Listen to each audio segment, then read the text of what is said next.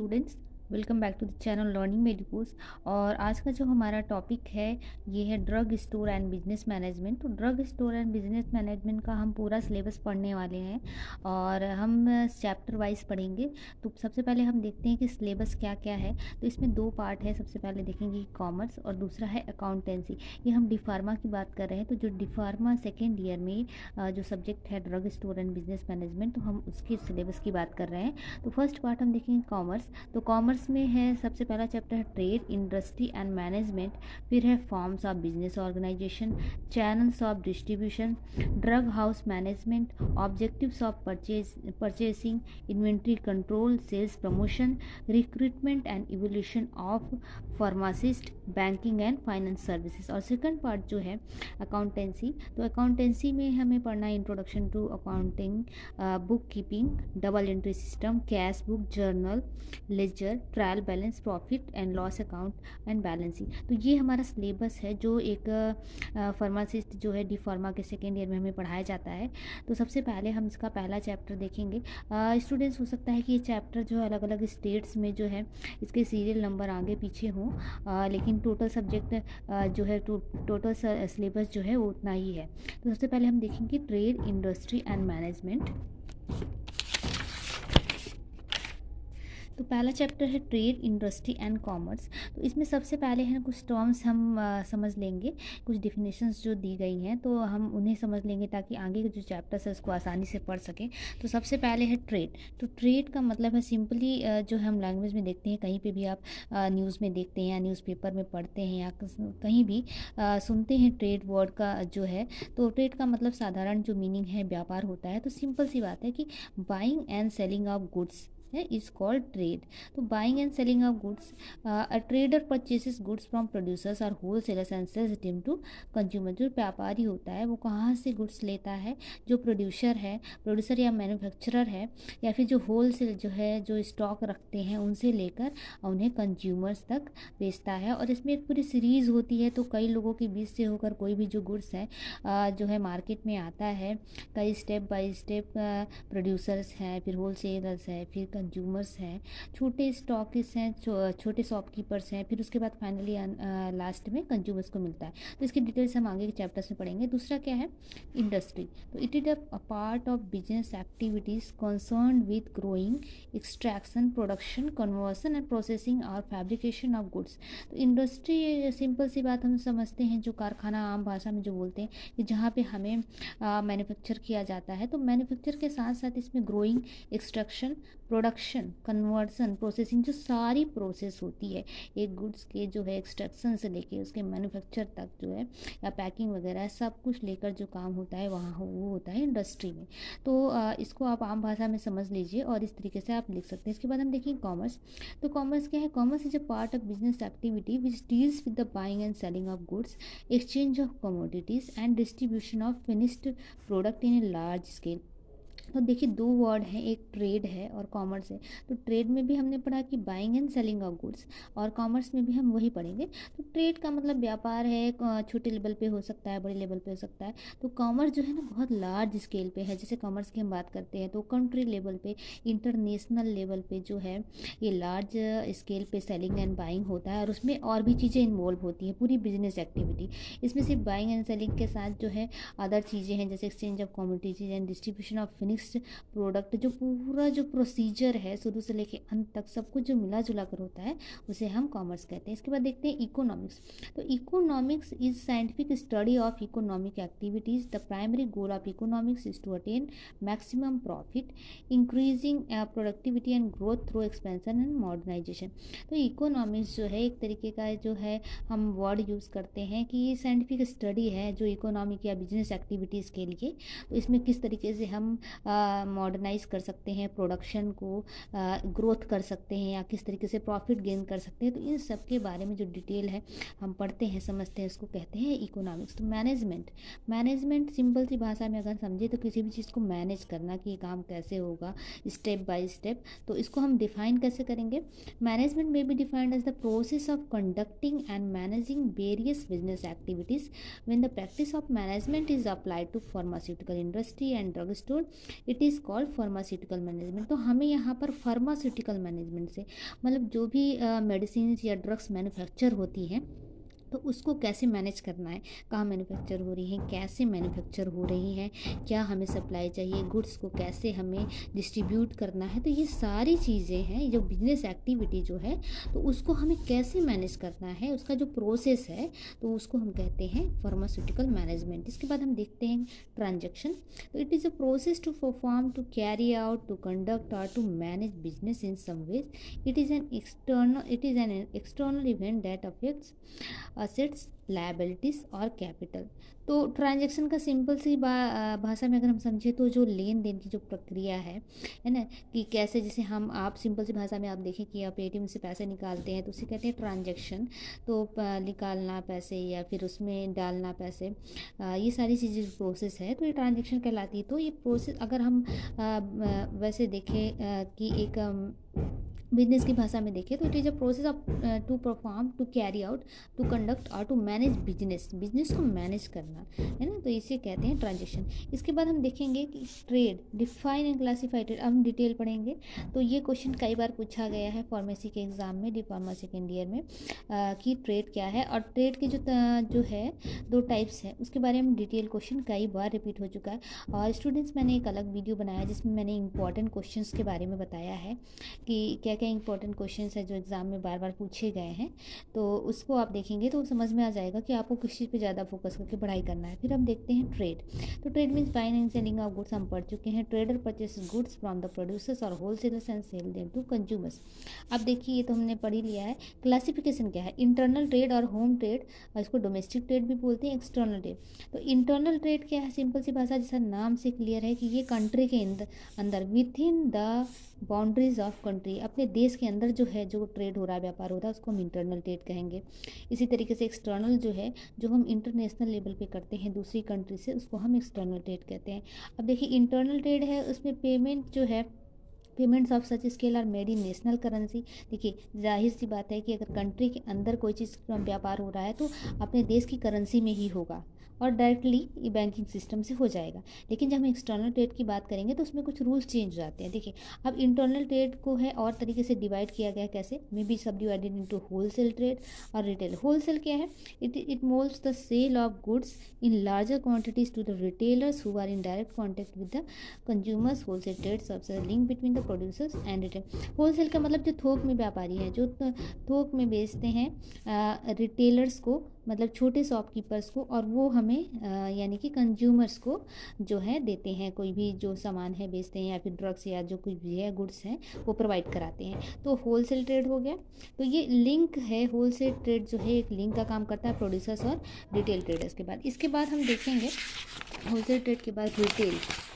Retail sale क्या है, तो रिटेल सेल में क्या है, it involves the sales of goods in smaller quantities to the consumers को, जैसे कोई शॉपकीपर है वो कहीं से थोक में सामान लेकर आता है और फिर हम कंज्यूमर्स को, हम उससे भी जो लेते हैं जो थोड़े थोड़े सामान जो हम लेते हैं। तो अगर हम मेडिसिन की बात करें या फार्मास्यूटिकल इंडस्ट्रीज़ की बात करें तो छोटे मेडिकल स्टोर्स हैं जो जहाँ से कंज्यूमर डायरेक्ट कंज्यूम करते हैं, तो वो कहीं होलसेल की शॉप से लेके आते हैं तो उन्हें हम कहते हैं रिटेलर। तो ये हो गया रिटेल सेल। इसका एक्सटर्नल ट्रेड मैंने बताया, इसे फॉरेन ट्रेड कहते हैं और ये कॉस्टली होता है। और जाहिर सी बात है जब कंट्रीज़ की बाउंड्रीज़ को क्रॉस करेगा, इंटरनेशनल लेवल पर कोई चीज़ होगी तो उसमें जो है एक्सपेंस ज़्यादा होगा, तो फिर कुछ प्राइजेस भी चेंज हो जाते हैं और पेमेंट के तरीके चेंज हो जाते हैं, करेंसी चेंज हो जाती है। ठीक है, अब हम देखेंगे इसको और तरीके से सब डिवाइड किया गया है। Import trade, export trade, interport. Import का मतलब हम जो मंगवाते हैं विदेशी कंट्रियों से, जैसे है जो है एक्सपोर्ट जो करती है हमारी कंट्री दूसरे कंट्रीज़ को, तो it means selling goods to foreign countries. ठीक है, बाहर से मंगवाते हैं उसको इंपोर्ट, और अब जब बाहर हम भेजते हैं तो एक्सपोर्ट। इंटरपोर्ट क्या है, it means exchange of goods between foreign. तो एक्सचेंज ऑफ गुड्स है ना, तो कि अब मंगवा भी रहे हैं और सेल भी कर रहे हैं। ठीक है, और इसके बाद देखते हैं इंडस्ट्री। तो इंडस्ट्री मैंने आम भाषा में समझाया ही था कि वहाँ पर जो प्रोड्यूस किया जाता है इंडस्ट्री कंज्यूमर्स के यूज़ के लिए। और उसके बाद जैसे हम एग्जांपल देखें, बहुत सारी इंडस्ट्रीज़ है। हम तो यहाँ पे फार्मास्यूटिकल इंडस्ट्री के बारे में पढ़ रहे हैं, लेकिन अदर भी है, जैसे प्रोडक्शन ऑफ क्लॉथ है, टूथपेस्ट है, और अदर कंज्यूमर गुड्स है, प्रोडक्शन ऑफ मशीन्स है, टूल्स है, मशीनरी है। तो ये सारी चीज़ें हैं। इसके बाद हम देखेंगे इंडस्ट्री का क्लासिफिकेशन। तो इंडस्ट्री का क्लासिफिकेशन हम देखते हैं कि extractive industry, manufacturing industry, genetic industry, construction industry, analytical industry, synthetic processing and assembly industry. तो इसके बारे में हम देखेंगे। सबसे पहले जो है एक्सट्रैक्टिव, जो एक्सट्रैक्शन का काम करती है, जो रॉ मटेरियल, जो कच्चा जो माल जो है, जिससे हमें कोई चीज़ मैन्युफैक्चर करनी है, तो वो जो है केवल उसी का काम करते हैं। तो वो हो गया एक्सट्रैक्टिव इंडस्ट्री। मैन्युफैक्चरिंग जो मेन जो चीज़ें हैं, मेन गुड्स हैं, उसको मैन्युफैक्चर करती है। और उसके बाद जेनेटिक है। तो जेनेटिक जो इंडस्ट्री है, जेनेटिक एनर्जी क्या करती है? प्रोड्यूसिंग, ब्रीडिंग और multiply certain species of plant. हम यहाँ जब यहाँ पे ड्रग्स की बात करते हैं तो बात अलग होती है, और जो है इसमें ज़्यादा जेनेटिक इंडस्ट्री का इन्वॉल्वमेंट नहीं होता है। लेकिन अगर अदर फील्ड में देखें तो जैसे ब्रीडिंग है, multiply certain species of plant है, एनिमल्स है, तो जैसे फार्मिंग है, ये सारी चीज़ें हैं। तो नर्सरीज़ है, कैटल ब्रीडिंग है, तो ये सारी एनिमल हस्बेंड्री, ये सारी जेनेटिक इंडस्ट्री में आएगा।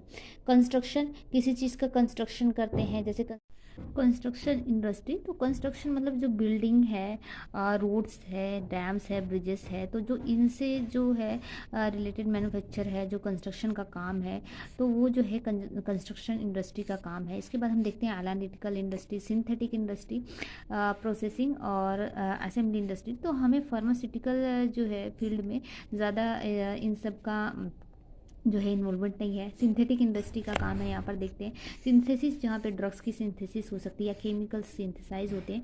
और प्रोसेसिंग, तो किसी भी तरह की प्रोसेसिंग हो सकती है। तो इस तरह जो है हमने इंडस्ट्री का क्लासिफिकेशन देखा।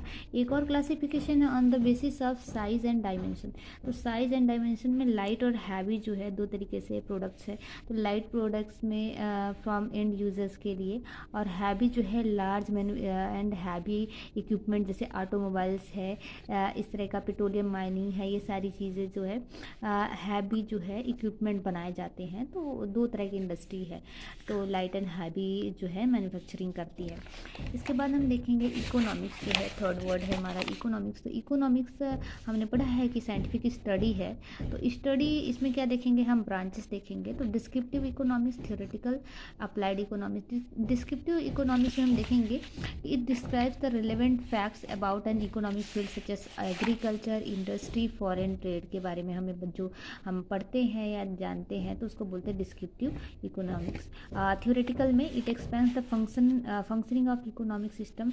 For example it explains as to how prices of product and productive services are determine. तो थ्योरी पोर्शन जो है ना किसी इकोनॉमिक स्टडी में जो है हम जिसमें जानते हैं कि किस तरीके से जो प्रोडक्ट्स के है, प्रोडक्ट सर्विसेज की है, प्राइजेस हम कैसे डिटरमाइन करते हैं, ये सारी चीज़ें। अप्लाइड तो सिंपल सी बात है, अप्लाइड का मतलब practical.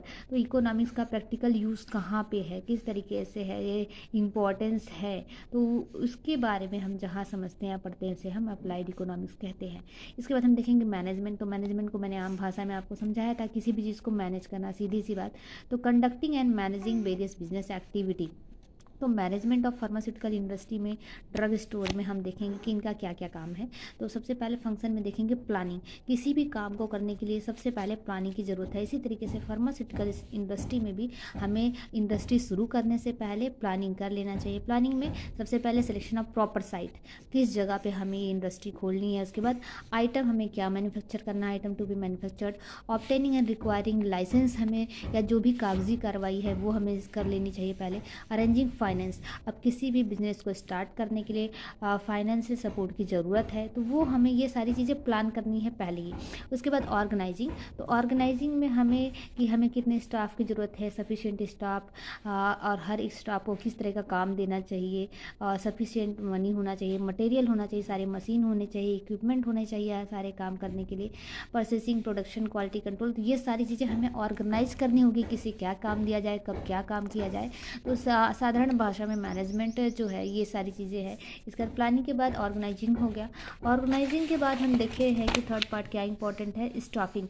Right person should be selected for right type of job. तो किस इंसान को क्या काम हमें देना है, ये हमें सिलेक्ट करना होगा, तभी हमारा जो है मैनेजमेंट आगे बढ़ पाएगा। उसके बाद देखते हैं डायरेक्शन देना, किसी एक व्यक्ति को रिस्पॉन्सिबिलिटी देना या मैनेजमेंट देना, ताकि वो हर काम को कोऑपरेट करके बाकी स्टाफ के साथ जो है डेवलपमेंट और ग्रोथ कर सके कंपनी का। कोऑर्डिनेशन, सभी स्टाफ जो काम करते हैं इंडस्ट्री में किसी, तो उनके बीच में आपसी जो है तालमेल होना बहुत ज़रूरी है, तभी कोई ऑर्गेनाइजेशन अच्छे से काम कर सकता है। कंट्रोलिंग जो है बहुत ज़रूरी है ये स्टेप में, क्योंकि कंट्रोलिंग करके ही हम हर एक स्टाफ से किसी तरीके से जो है काम करवा सकते हैं, या फिर कंट्रोलिंग का मतलब है कि स्टेप बाय स्टेप चेक करना है कैसे कौन सा काम होगा। कम्युनिकेशन जो है, आपस में कम्युनिकेशन बहुत होना ज़रूरी है बिजनेस ऑर्गेनाइजेशन में, और प्रॉपर प्लानिंग होना चाहिए, डिसीजन मेकिंग होना चाहिए।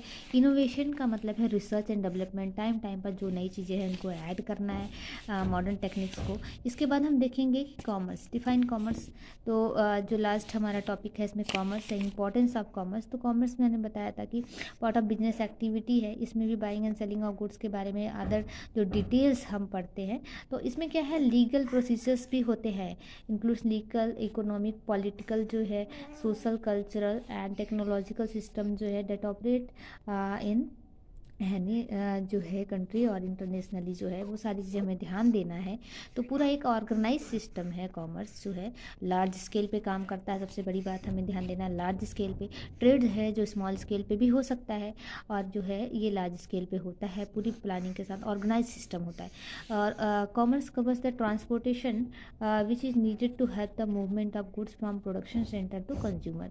तो पूरा जो है इसमें कॉमर्स में क्या है, हमें व्यापार में हमें ये भी ध्यान देना है, सिर्फ buying and selling of goods नहीं, हमें बाइंग एंड सेलिंग कैसे करनी है, तो उसका जो ट्रांसपोर्ट की व्यवस्था है वो भी करनी है। किस तरीके से ट्रांसपोर्ट होगा, किस सेंटर से कहाँ पे जाएगा, कैसे कंज्यूम होगा। इसमें जो है commerce also covers insurance which is required to cover the risk because good are expose during transportation. तो इसमें ट्रांसपोर्टेशन भी हमें एक एक्स्ट्रा चीज़ ऐड हुई है कॉमर्स में, और उसके अलावा इंश्योरेंस ऐड हुआ है। इसके बाद हम देखते हैं और क्या चीज़ एक्स्ट्रा है कॉमर्स में। कॉमर्स कवर्स जो है वेयर हाउसिंग का मतलब है कि लार्ज स्केल पे जो है स्टोरेज करना, ठीक है। तो ये सारी चीज़ें, ताकि जो प्रोडक्शन कंज्यूमशन के बीच में जो है जो ज़्यादा टाइम गैप ना हो, टाइम बर्बाद ना हो। Commerce covers the banking facility भी हमें इसमें इन्वॉल्व होगी which are necessary to settle trade transaction. तो ये सारी चीज़ें हो गई, ठीक है। इसके बाद ये है राइट और note on aids to trade. ये क्वेश्चन के तरीके से मेरे पास नोट्स हैं, और जो बुक्स होंगी आप में इस तरीके से नहीं होंगे, लेकिन इस तरह के क्वेश्चन आते हैं, आप देख सकते हैं। Question note on aids to trade. Aids मतलब हमें क्या क्या चीज़ें, सहायक चीज़ें हैं जो हमें व्यापार में हेल्प करती है, जैसे ट्रांसपोर्ट की ज़रूरत है। वेयर हाउसिंग मतलब स्टोरेज, कोई भी चीज़ें जो है स्टोरेज, हमें मैन्युफैक्चर करने से पहले भी जो रॉ मटेरियल स्टोर करना है वो भी वेयर हाउस होगा, और उसके बाद जो मैन्युफैक्चर करने के बाद जो गुड्स स्टोर करेंगे वो भी वेयर हाउस में स्टोर होगा। इसके बाद इंश्योरेंस की बात करते हैं, तो कहीं भी जो रिस्क वाला काम है उसमें इंश्योरेंस बहुत ज़रूरी होता है, क्योंकि ट्रांसपोर्ट करते समय जो है गुड्स का नुकसान हो सकता है, स्टोरेज में नुकसान हो सकता है, डैमेज हो सकते हैं, चोरी हो सकते हैं, और कोई चीज़ें हो सकती है, तो इंश्योरेंस बहुत ज़रूरी है। बैंकिंग जो है, जब हम लार्ज स्केल पे कोई काम करते हैं, सेल करते हैं, तो उसमें सेफ्टी की बहुत ज़रूरी होती है। तो पेमेंट करने के लिए तो क्रेडिट है, फाइनेंस है, लोन्स है, ये तो सब में बैंक इन्वॉल्वमेंट होता है। एडवर्टाइजमेंट एंड पब्लिसिटी बहुत ज़रूरी है, अपने गुड्स को बेचने के लिए उसका एडवर्टाइजमेंट और पब्लिसिटी बहुत ज़रूरी है। तो ये सारी चीज़ें हो गई जो फर्स्ट चैप्टर था, तो इसमें जनरल इंट्रोडक्शन था, फिर हम डिटेल बाकी चैप्टर्स में पढ़ेंगे। तो मुझे उम्मीद है कि आपको ये टॉपिक बहुत अच्छे से समझ में आ गया होगा, और ऐसे ही वीडियोज़ को देखने के लिए और आसानी से इस सब्जेक्ट को समझने के लिए चैनल को सब्सक्राइब ज़रूर करें, ताकि जब भी मैं नए वीडियोस अपलोड करूं सबसे पहले उसकी नोटिफिकेशन आपको मिल जाए। और वीडियो को शेयर ज़रूर करें ताकि और स्टूडेंट्स को इसका फ़ायदा मिल सके, और वीडियो पसंद आए तो लाइक ज़रूर करें। Thank you.